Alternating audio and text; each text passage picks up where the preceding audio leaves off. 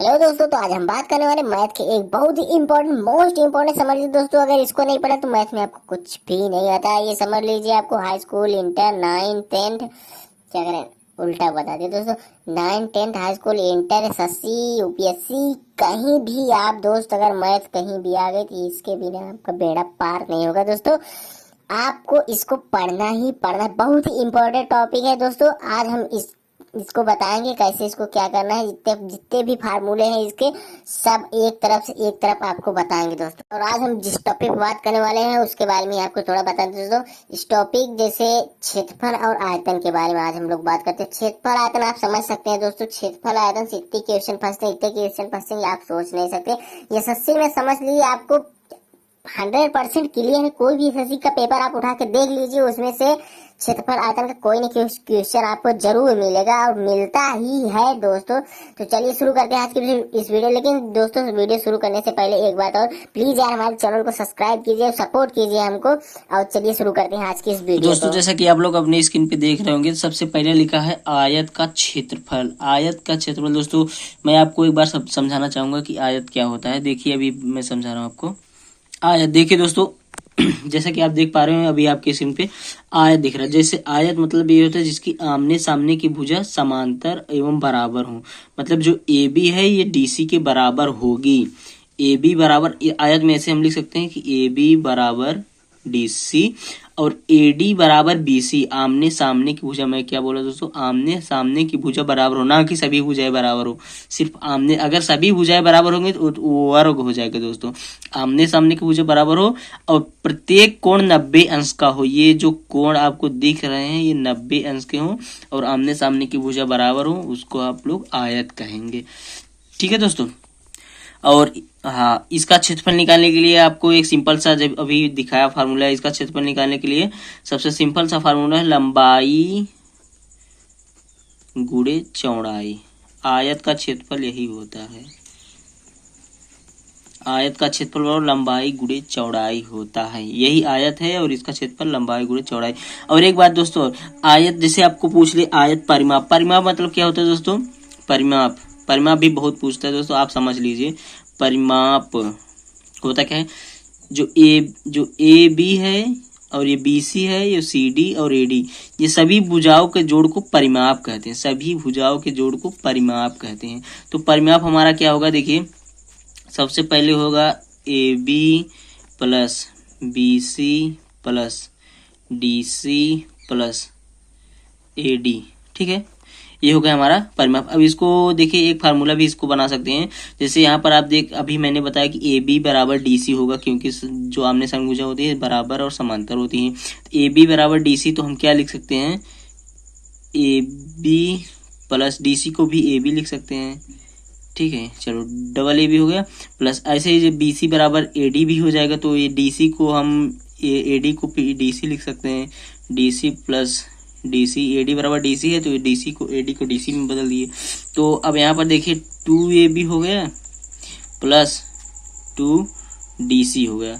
अब यहाँ से 2 कॉमन कर लें तो हो गया ab प्लस dc। ये हो गया परिमाप का हमारा फार्मूला दोस्तों। परिमाप का फार्मूला ये होता है 2 ब्रैकेट परिमाप। आयत का परिमाप बराबर 2 ब्रैकेट में लंबाई धन चौड़ाई। बहुत ही सिंपल है दोस्तों, समझ में आ गया दोस्तों। चलिए आगे बढ़ते हैं। और दूसरा नंबर देख रहे हैं, जैसे आपको वर्ग का क्षेत्र वर्ग दिख रहा है। वर्ग तो आपको पता होगा, जिसकी सभी भुजाएं समान हो, प्रत्येक कोण 90 अंश का वर्ग कहलाता है। वर्ग का यहाँ क्षेत्रफल का फार्मूला भी आपको दिख रहा है, भुजा स्क्वायर। और यहाँ पर नीचे वृत्त का क्षेत्रफल। वृत्त का क्षेत्रफल तो आप सबको पता ही होगा, पाई आर स्क्वायर। नहीं पता हो तो याद कर लीजिए, यहाँ पर लिखा है। और 4 नंबर में देखिए घनाभ का पृष्ठीय क्षेत्रफल। ये डबल डायस, इसका मतलब क्षेत्रफल, सब क्षेत्रफल लिखा है। घनाभ का पृष्ठीय क्षेत्रफल, इसको रोकिए दोस्तों, अभी हम आपको समझा देते हैं। देखिए कैसे समझते हैं। यहाँ पर देखिए दोस्तों, आपको स्क्रीन पे एक घनाभ दिख रहा है। घनाभ जैसे ऐसा कोई जो 4 कोण वाला, मतलब जैसे एक ईंट को मान लीजिए दोस्तों, वो ईंट भी घनाभ ही है। तो यहाँ पर देखिए इसमें 3 डायमेंशन होता है, 3 दिशा में। तो एक ये ऊपर वाला हो गया, ये इसको ऊंचाई कहते हैं। और ये जो है ये लंबाई है और ये वाली जो है ये चौड़ाई है। ठीक है दोस्तों, तो यहाँ पर दिया है घनाभ का पृष्ठीय क्षेत्रफल। ठीक है, तो इसका जो है पृष्ठीय क्षेत्रफल मतलब इसके जो यहाँ पर देखिए इसका क्षेत्रफल ऊपर वाले का, फिर ये बगल वाले का क्षेत्रफल, ये बगल वाले का, मतलब पूरा जितना मतलब एक कवर हो जाएगा, उसके ऊपर का जितना क्षेत्रफल है वही पृष्ठीय क्षेत्रफल होता है। रुकिए मैं आपको एक एग्जाम्पल दिखाता हूँ।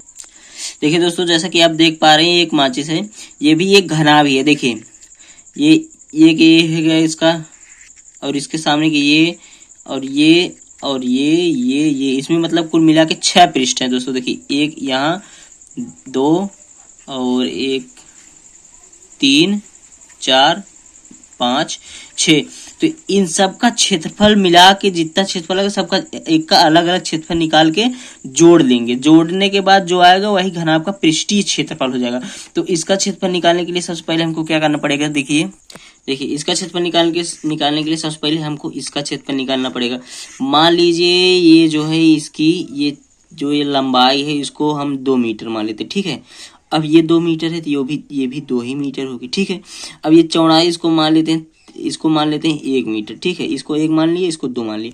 अब इसका क्षेत्रफल निकालने कैसे, क्षेत्रफल अभी आपको ये तो एक आयतन बन गया है, इसका क्षेत्रफल अभी आपको बताया लंबाई गुणे चौड़ाई, तो इसका क्षेत्रफल क्या हो जाएगा 2 गुणे 1। ठीक है, ये हो गया। अब देखिए 2 गुणे 1 हो गया इसका क्षेत्रफल निकाल रहे हैं इस घनाभ का। अब इसका तो हो गया। अब देखिए ये जितना क्षेत्रफल इसका होगा उतना ही क्षेत्रफल इसके इस पार का होगा। इसका मतलब अब इसी जो क्षेत्रफल आएगा उसमें 2 का गुणा कर देंगे तो इसका और इसका दोनों का क्षेत्रफल हो जाएगा। अब यहाँ पर 2 का गुणा कर दिए, चलिए ठीक है। अब इसका और इसका हो गया, अब इसका निकालना पड़ेगा। इसका देखिए इसको भी हमको कुछ मानना पड़ेगा। ये जो ये है ये ऊंचाई है, इसको मान लेते हैं, चलो ठीक है, इसको भी 1 ही मान लेते हैं हम। एक नहीं, इसको 0.5 मान लेते हैं, 0.5 मान लेते हैं। ठीक है, इसको 0.5 मान लेते हैं। अब देखिए दोस्तों, इसका क्षेत्रफल निकालने के लिए हमको क्या चाहिए, ये इसको मान लेते, कुछ भी मान लेते, ऊंचाई है चौड़ाई है जो भी मान ले, और ये लंबाई आपको 2 पता है, ये वाली ये 2 है और ये आधा है मतलब 0.5 है। ठीक है, इसका निकालने के लिए क्या करना पड़ेगा हमको, वही जो फार्मूला। अब इसमें देखिए प्लस करते जाएंगे क्योंकि सबका एक साथ हमको बताना है। तो इसमें सबसे पहले क्या करेंगे, 1 2 का गुणा करें क्योंकि ये लंबाई 2 है और ये कितना है 1/2 है, मतलब 0.5 मतलब 1/2 ही होता है, तो आपको पता ही होगा। अब देखिए अब इसका क्षेत्रफल तो हो गया, अब इसका क्षेत्रफल और इसका क्षेत्रफल दोनों का समान क्षेत्रफल होगा। अब दोनों का समान क्षेत्रफल होगा तो मतलब इसी के क्षेत्रफल में 2 का गुणा करेंगे तो इसका भी क्षेत्रफल हो जाएगा। तो चलिए हम 2 का गुणा और कर देते हैं, इसी में हो गया ना। अब प्लस का चिन्ह लगाएंगे। अब ये देखिए ये हो गया, ये हो गया, ये हो गया और ये हो गया। अब क्या बच रहा है इसमें, ये बच रहा है। अब ये बच रहा है और ये बच रहा है। अब इसमें देखिए ये जो अभी लंबाई हमने मानी थी 1 मानी थी, यहाँ पर देखिए 1 लिखा भी है, हमने 1 मानी थी और इसका जो है हमने 0.5 माना ही है, अभी आपको पता है, अभी सामने आपके माने। ये देखिए, तो अभी क्या करना पड़ेगा, इसका क्षेत्रफल निकालना, इसका 1 है, इसका 0.5 है, तो 1 गुणे 1/2। ठीक है, अब देखिए जैसे अभी करते आए इससे अब यहाँ भी होगा। यहाँ पर देखिए ये जितना क्षेत्रफल इसका होगा उतना ही क्षेत्रफल इसका भी होगा। तो अब इसका क्षेत्रफल और इसका क्षेत्रफल दोनों का 2 का गुणा कर देंगे, इसी के क्षेत्रफल में 2 का गुणा कर देंगे तो इसका भी क्षेत्रफल हो जाएगा। अब चलिए इसमें भी 2 का गुणा कर दिए। ठीक है, अब आपको अभी इसका क्षेत्रफल अब यही हो गया संपृष्ठ का क्षेत्रफल, घनाभ के पृष्ठीय क्षेत्रफल यही है। अब यही जितना होगा यही टोटल इसका क्षेत्रफल। अब आपको देखिए एक चीज यहाँ पर कॉमन दिख रहा होगा, देखिए इसमें भी 2 का गुणा है, इसमें भी 2 का गुणा है, इसमें भी 2 का गुणा है। चलिए ठीक है, अब इसमें 2 हम कॉमन ले सकते हैं, आराम से ले सकते हैं, यहाँ पर 2 कॉमन कर लिए। अब देखिए इसको 2 को मान ले हम a, ठीक है, 2 को a मान लेते, ठीक है, और जो 1 है इसको b मान लेते हैं, b मान लिए। ठीक है, अब प्लस, अब और जो ये यहाँ 2 कॉमन के लिए जो 1/2 इसको c मान लेते हैं। चलिए ठीक है, c मान लिए इंटू, अब यहाँ 2 है, हमने क्या माना, 2 को a माना, a मान लिया। चलिए अब यहाँ फिर a है, यहाँ c, अब यहाँ जो है यहाँ 1 है, 1 को हमने क्या माना है, b माना है। चलिए ठीक है, अब देखिए हमारा फार्मूला बन के तैयार हो चुका है। यहाँ पर पूरी तरफ से घनाभ का पृष्ठीय क्षेत्रफल का फार्मूला तैयार हो चुका है। देखिए 2 ब्रैकेट में a into B plus c into A plus c into B, ये हमारा फार्मूला अभी बन के तैयार हो चुका है। घनाभ का पृष्ठीय क्षेत्रफल, इसको ऐसे भी लिख सकते हैं, जैसे मान लीजिए हमको लिखना है, ऐसे भी लिखा रहता है, घनाभ का पृष्ठीय क्षेत्रफल। ठीक है, घनाभ का पृष्ठीय। अब इसको क्या कर सकते हैं, ये हमारा यहाँ पर 2 पहले बाहर रहेगा, इतना तो आपको पता ही होगा, यहाँ पर 2 कॉमन है, वो बदलेगा ना दोस्तों, 2 बाहर ही रहेगा। यहाँ ए को हमने क्या लिखा था, लंबाई को ए लिखा था, लंबाई। अभी बी क्या थी, चौड़ाई थी, लंबाई गुणे चौड़ाई। ठीक है, प्लस ये क्या थी, सी ऊंचाई थी, ऊंचाई गुणे ये ए तो भी लंबाई बताया, लंबाई। ठीक है, प्लस सी क्या है, ऊंचाई है, गुणे और बी क्या है, चौड़ाई है। यही फार्मूला दोस्तों, बस हमारा फार्मूला बन चुका है। घनाभ का पृष्ठीय क्षेत्रफल बराबर 2 ब्रैकेट में लंबाई गुणे चौड़ाई प्लस ऊंचाई गुणे लंबाई प्लस ऊंचाई गुणे चौड़ाई। यही हमारा फार्मूला दोस्तों, याद कर लीजिए, ये घनाभ का फार्मूला, यही घनाभ का पृष्ठीय क्षेत्रफल का फार्मूला यही है। तो चलिए आगे देखते हैं अभी आगे क्या है। अब देखिए दोस्तों, यहाँ घनाभ हो गया। अब ये देखिए घन का पृष्ठीय क्षेत्रफल, घन और घनाभ में दोस्तों एक ही अंतर है, जो घनाभ है इसकी सभी भुजाएं समान नहीं, तो मतलब बराबर नहीं होती, और जो घन इसकी सभी भुजाएं एक बराबर होंगी। जैसे एक भुजा 4 सेंटीमीटर है तो सभी भुजाएं 4 सेंटीमीटर की होगी, बाकी सब वही है, फार्मूला भी वही फार्मूला लगा देंगे तो भी आ जाएगा। ये जो है इसमें लंबाई गुणे चौड़ाई सब बराबर होगी, इसलिए सब जोड़ के स्क्वायर कर दिया है, इसका घन भी होगा। अब परिध क्या होता है, परिध तो आपको पता होगा, जैसे कोई वृत्त है उसके चारों ओर की जो रेखा की लंबाई होती है उसको परिध कहते हैं। अभी समझा देते हैं आपको। जैसे मान लीजिए ये मान लीजिए कोई वृत्त है, ठीक है। अब इसके जो यहाँ से लेके ऐसे ऐसे जो यहाँ तक पूरी लंबाई, उसको परिध कहेंगे, यही परिध है। और इसका फार्मूला भी आपको यहाँ देख लीजिए, लिखा है 2πr, परिध क्या 2πr। देखिए यहाँ पर देखिए फार्मूला वृत्त की परिध। अब देखिए शंकु का वक्र पृष्ठीय क्षेत्रफल, शंकु का, अब देखिए दोस्तों शंकु को आपको पता ही होगा शंकु क्या होता है, रुकिए अभी बता देते हैं। अभी दोस्तों जो आपकी स्क्रीन पे दिख रहा है ये एक शंकु है, ये क्या है, ये शंकु है, जो आपकी स्क्रीन पे दिख रहा है यही शंकु है। जैसे बर्थडे कैप जिसको कहते हैं, बर्थडे कैप शंकु ही रहता है। इसमें क्या पूछा, शंकु का वक्र पृष्ठीय क्षेत्रफल, वक्र पृष्ठीय क्षेत्रफल, इसका मतलब देखिए दोस्तों, ये जो यहाँ से पूरा ये वाला पार्ट छोड़ के गोला वाला जो पार्ट है उसको छोड़, जैसे मान लीजिए कोई ये कैप है, ये देखिए यहाँ पर एक शंकु का आकार का, यहाँ से काट देंगे, जैसे यहाँ पे इसको काट दिए शंकु ही बन जाएगा। तो ये नीचे वाला जो पार्ट है इसको जो ये नीचे से गोला बन जाएगा, ये गोला वाला पार्ट छोड़ के ये जो पूरा क्षेत्रफल है ये वाला, ये देख रहे हैं ऊपर वाला, ये जो है इसी को शंकु का पृष्ठीय क्षेत्रफल कहते हैं। तो इसका फार्मूला बहुत ही सिंपल है दोस्तों, आपको समझ में आ जाएगा तुरंत। इसका फार्मूला बहुत ही सरल है। इसका शंकु का पृष्ठीय क्षेत्रफल जो है वो πr होता है। यहाँ पर एक बार मैं आपको बताना चाहूँगा, पाई तो आपको पता होगा 22/7, इसका मान होता है आर जो है ये त्रिज्या है, यहाँ जो एक गोला होगा नीचे, यहाँ से यहाँ की त्रिज्या आर है। और यल क्या है आपको समझ नहीं आएगा। यल देखिए दोस्तों, ये जो तिरछी लंबाई है ये वाली जो लाइन है आपको दिख रही हो ना, ये वाली लाइन, यही यल है, ये भी सवाल में दिया रहेगा। इसका क्षेत्रफल का फॉर्मूला πr, शंकु भी हो गया। अब देखिए शंकु में एक चीज और होता है, देखिए जैसे यहाँ पर लिखा हुआ है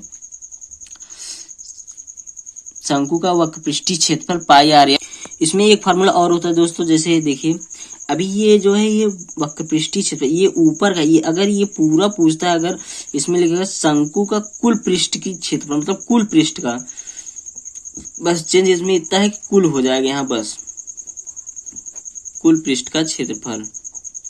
इसको निकालने की क्या करना पड़ेगा आपको, देखिए जो πr है इसको ऐसे रहने देना, ठीक है, इसको कुछ नहीं बदलना। ये अब इसमें आपको देखना जुड़ क्या रहा है, देखिए ये पहले ये वाला जो है ये तो πr हो गया। अब इसमें ये वृत्त जुड़ रहा है, क्या जुड़ा है, वृत्त। अब वृत्त का फार्मूला आपको पता ही है πr²। अब ये हो गया कुल पृष्ठीय क्षेत्रफल, शंकु का कुल पृष्ठीय क्षेत्रफल। अब टोटल हो गया ये और ये वृत्त वाला जो पार्ट है ये भी हो गया। तो इसका क्या हो जाएगा, अब इसको सॉल्व कर लेंगे।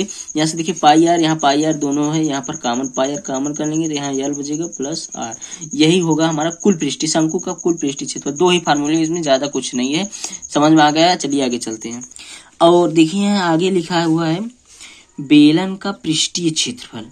बेलन तो आप ये देख रहे हैं, ये बेलनाकार ही है दोस्तों, यही बेलन है, अब कुछ बेलन नहीं है।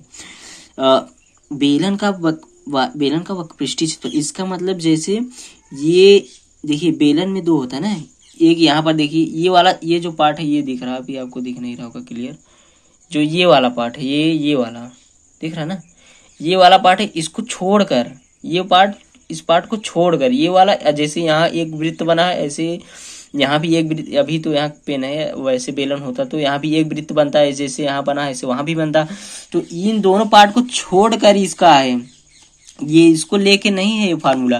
बेलन का वक्रपृष्ठीय क्षेत्रफल, ये दोनों जो वृत्त हैं बार बार इसको छोड़ के वक्रपृष्ठ सिर्फ ये वाला इसका क्षेत्रफल है, ये जो आप पकड़ रहे हैं हाथ से इसका क्षेत्रफल है। अब जैसे इसी में आपको पूछ ले कि बेलन का संपूर्ण पृष्ठ, मतलब जो ये वाला ये भी जो आप छोड़े ये गोला, ये दोनों साइड का, इसका भी दोनों का मिला के संपूर्ण पृष्ठ हो जाएगा। उसको अगर पूछ ले तो आपको क्या करना है, देखिए अब जैसे अभी आपको समझाया कि जैसे शंकु में था दो वृत्त, उसमें एक वृत्त जुड़ा था, इसमें दो वृत्त जुड़ा है, तो आपको कुछ नहीं करना है, संपूर्ण पृष्ठ के लिए क्या करना है, 2 पाई आर एच इसका फार्मूला है, तो इसको ऐसे लिखें 2 पाई आर एच, इसमें ये वाला टोटल इसका हो गया, प्लस 2 पाई आर स्क्वायर, ये हो जाएगा दोस्तों। ये दो वृत्त जुड़ा है ना, एक इस साइड रहेगा एक इस साइड बेलन है, दोनों में ऐसा रहेगा, तो दो वृत्त जुड़ 2 पाई आर स्क्वायर हो जाएगा। अब इसमें देखिए 2 पाई आर कॉमन है, तो इसको 2 पाई आर कॉमन कर लेते हैं, क्या बचा इसमें एच बचा प्लस आर, ये हो गया बेलन का संपूर्ण पृष्ठ का क्षेत्रफल। संपूर्ण पृष्ठ पूछे तो ये वाला फार्मूला लगाएंगे, अगर सिर्फ वक्र पृष्ठ पूछे तो ये वाला फार्मूला लगाएंगे। अब एक होता है गोले का, गोला मतलब जैसे गोली, कुछ भी गोली मतलब जैसे गोली हो गई, किसी और कुछ गेंद हो गई, ये सब गोले हैं, ये सब गोला आता है, इस गोले के अंतर्गत आता है दोस्तों। अब गोले का पृष्ठीय क्षेत्रफल, इसमें तो कुछ होता नहीं, गोला जैसे आपको उसके चारों ओर का जो ऊपर के जो क्षेत्रफल है वही पूछ रहा है, इसका फार्मूला आसान सा है 4 पाई आर स्क्वायर। और बेलन का आयतन मतलब इसके अंदर कितना स्पेस है उसको आयतन कहते हैं, इसके अंदर वाला जो पार्ट है उसको आयतन कहते हैं। अब आयतन में इसके बेलन का आयतन है पाई आर स्क्वायर एच, पाई आपको पता है, आर जो है इसकी त्रिज्या जो है वो त्रिज्या होगी, और एच इसकी ऊंचाई, आयतन आराम से निकाल लेंगे। शंकु का आयतन, शंकु अभी आपको बता दिया है पाई आर स्क्वायर एच, पाई दिया है, एल दिया नहीं है, उसको कोई जरूरत नहीं है, 1/3 पाई आर स्क्वायर एच शंकु होगा। अब गोले का आयतन यहाँ देखिए गोले का पृष्ठीय क्षेत्रफल है, अब गोले का आयतन, इसमें कोई ताम झाम नहीं, इसमें सिंपल सा फार्मूला है 4/3 पाई आर क्यों। अगर हाँ एक बात और, अगर जैसे इसमें कर दिया अर्धगोले का आयतन तो इसी में 2 कर देंगे, यहाँ जो 4 है वो 2 हो जाएगा, 2/3 पाई आर क्यूब हो जाएगा, बहुत आसान।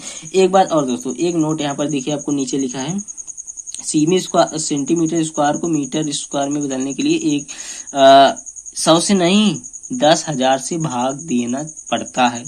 बहुत से बच्चे अक्सर यही गलती करते हैं कि जैसे सेंटीमीटर स्क्वायर है उसको अगर मीटर स्क्वायर में बदलते हैं तो 100 से डायरेक्ट भाग, 100 से भाग देंगे गलत हो जाएगा दोस्तों, क्योंकि ये जो है सेंटीमीटर स्क्वायर है, इसका मतलब आप समझ रहे, जैसे 1 सेंटीमीटर है, इसको स्क्वायर कर दें, ठीक है, इसका स्क्वायर कर दें, जैसे मान लीजिए 10 है, इसका स्क्वायर कर दें कितना हो जाएगा, 100 हो जाएगा। इसको जब मीटर स्क्वायर में बदलेंगे, क्या करना पड़ेगा, हमको 100 से भाग देंगे तो नहीं आ पाएगा, हमको 10,000 से भाग देना पड़ेगा। ये चीज नोट कर लेना, याद कर लेना, बहुत ही इंपॉर्टेंट चीज है। सेंटीमीटर स्क्वायर को मीटर स्क्वायर में बदलने के लिए 1000 का भाग देना पड़ता है।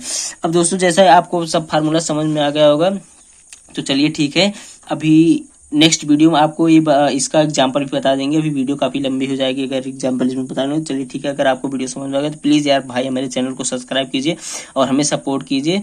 चलिए अलविदा लेते हैं आज की इस वीडियो से, धन्यवाद।